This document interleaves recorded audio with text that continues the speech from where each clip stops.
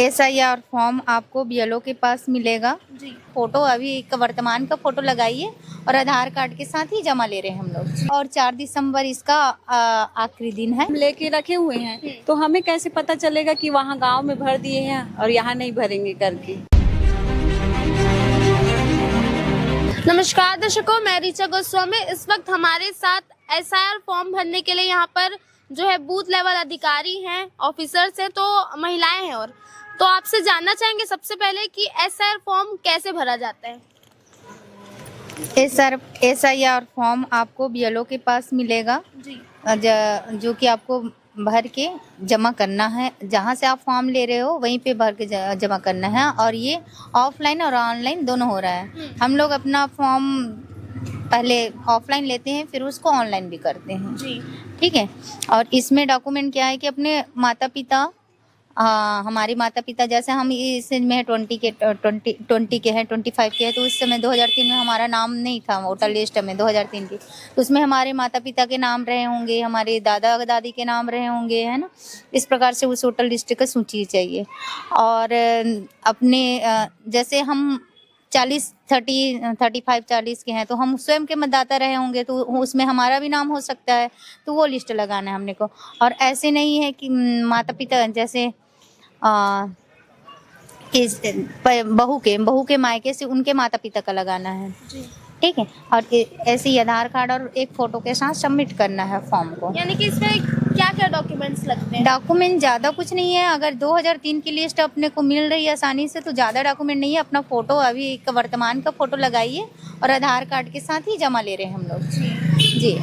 और अगर 2003 की लिस्ट की सूची नहीं निकल पा रही है, तो उसमें डॉक्यूमेंट लग रहा है, आपका जन्म प्रमाण पत्र लग रहा है, और आप मार्कशीट लग रहा है, और अपना जाति प्रमाण पत्र लग रहा है, बैंक पासबुक का फोटोकॉपी लग रहा है। मतलब अपने पास जो भी ID है 1987 से 2003 के बीच में, वो अपने को लगाना है। और सर्टिफिकेट्स कौन से, 10th 12 किसके?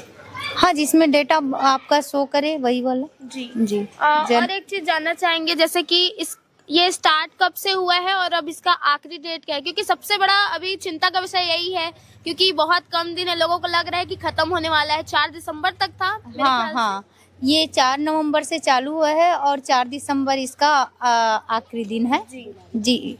आप BLO से हैं, आप यहाँ पे फॉर्म भरती हैं, और इतना बिरगौन नगर निगम के अंतर्गत 40 वार्ड आते हैं, काफी ज्यादा संख्या है। तो क्या लगता है कि ये टाइम लिमिट पे पूरा हो पाएगा?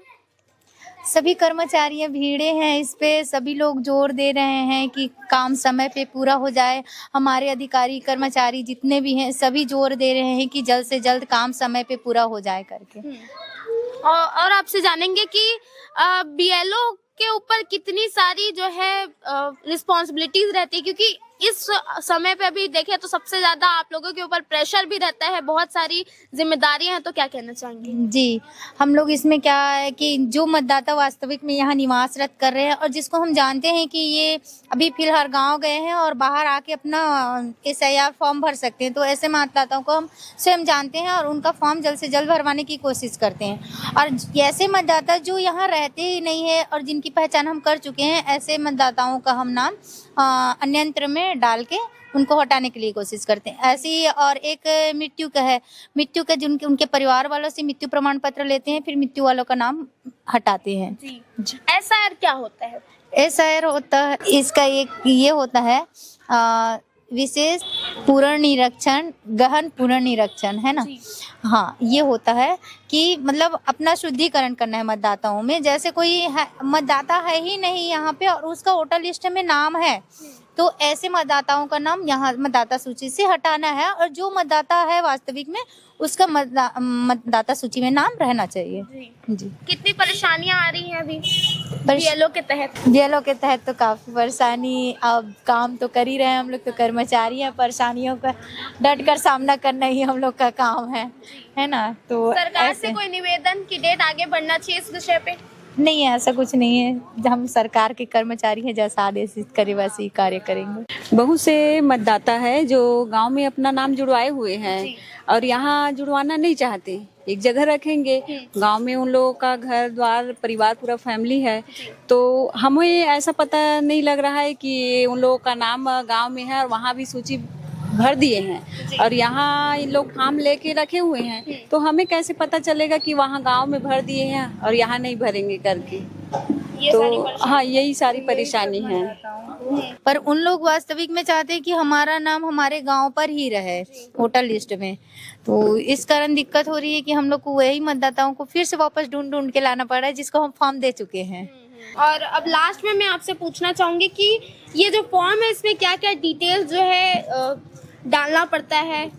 ज्यादा कुछ नहीं डालना पड़ता है इसमें, अपना जन्म तिथि डालेंगे, अपना आधार डालेंगे, अपने माता पिता का नाम, अब माता पिता के SIR फॉर्म है इसमें हम भरेंगे।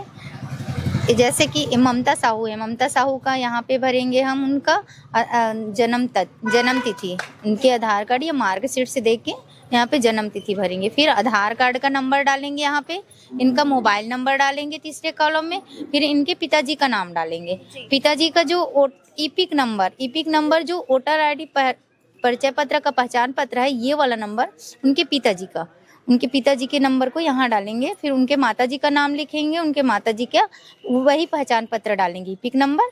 फिर अगर ये मतदाता शादीशुदा है तो उसकी पति, अगर ये लड़का है तो लड़की की पत्नी, इस टाइप से नाम आएगा यहाँ पे। और ये यहाँ पे SIR, जैसे कि इनका नाम 2003 की वोटर लिस्ट सूची में नहीं था, मगर इसके पिताजी का नाम था, है ना, तो ये B कैटेगरी में हम उनके पिताजी का डिटेल इस वाले कॉलम में भरेंगे। तो ऐसे ही इनको B कैटेगरी दे। उनका जो फॉर्मेट बॉक्स है उसमें क्या क्या भरा जाएगा? इसके फॉर्मेट बॉक्स में भरेंगे, यहाँ पे हम भरेंगे इनके पिताजी का नाम, उनका मतदाता परिचय पत्र का ईपिक नंबर, ठीक है। फिर उनके रिश्तेदार का नाम में इनके मतलब दादा का नाम रखेंगे, इनका रिश्ता इनके जो SIR में जिसने सबमिट किया है उनके साथ इनका रिश्ता क्या है, तो इनके पिता है वो, ठीक है। जिला डालेंगे जो SIR कॉपी में है, वो कौन से राज्य से बिलोंग करते हैं वो डालेंगे, कौन सी विधानसभा क्षेत्र से है वो डालेंगे, और विधानसभा क्षेत्र की संख्या डालेंगे यहाँ पे, फिर भाग संख्या डालेंगे और क्रम संख्या डालेंगे। इससे क्या होता है कि हम अगर कंप्यूटर में एंट्री कर रहे हैं, अपना ऑनलाइन एंट्री कर रहे हैं, तो जिस विधानसभा और भाग संख्या को डालेंगे उस क्रम संख्या, तो उसके परिवार के सूची निकल के हमारे सामने आ जाती है। और ऐसे ही अगर इस मतदाता का नाम 2003 की लिस्ट में A में है, मतलब 2003 के स्वयं की मतदाता है, तो उसको हम लोग ये वाला कॉलम में भरेंगे, इसमें भी सेम वही जानकारी भरेंगे, ठीक है। अगर इनमें से मतलब 2003 की है ही नहीं इन लोग के पास, 2003 की लिस्ट में इनके परिवार के किसी सदस्य का नाम ही नहीं है, तो हम सिर्फ इतने ही कॉलम को भरेंगे। उसके बाद इनके साथ डॉक्यूमेंट लेंगे, आधार कार्ड, मार्कशीट और जन्म प्रमाण पत्र, जाति प्रमाण पत्र, जो भी उनके पास हो, सिर्फ 2 फॉर्मेलिटी लेके जमा कर रहे हैं। यदि इनकी फैमिली भी 2003 में नहीं है तो? हाँ 2003 में नहीं है। और साइन वगैरह के लिए क्या? हाँ साइन, मतदाता का साइन रहेगा, फिर भी सारे फॉर्म चेक करके BLO अपना साइन करके ऑनलाइन एंट्री कराएगी, फॉर्म जमा करेगी।